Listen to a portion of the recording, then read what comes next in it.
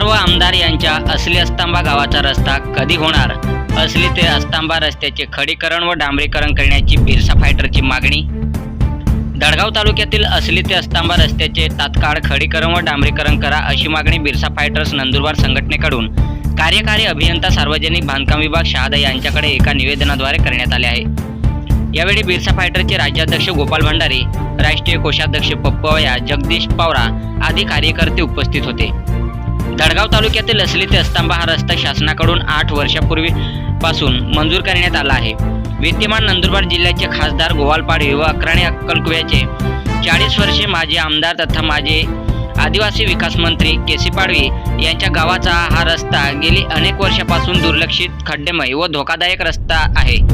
या रस्त्याची अत्यंत दयनीय अवस्था झाली आहे। हा रस्ता अत्यंत खड्डेमय झाला असून वाहनधारकांना मोठ्या प्रमाणात त्रास होत आहे। हा रस्ता अत्यंत खड्डेमय, धोकादायक झाला आहे।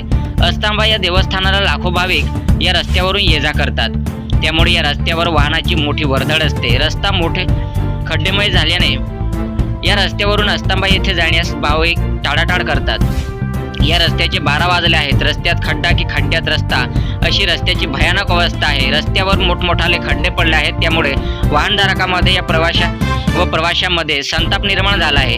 रस्त्यावर खोल खड्डे पडले आहेत। या रस्त्यावर भाविक, पर्यटक, गरोदर महिला, वयस्कर व आजारी नागरिकांना प्रवास नको झाले असून प्रवासी हैराण झाले आहेत। वाहन चालवताना खड्डे चुकवताना प्रवाशाचा अपघात होत असून दुखापत होत आहे।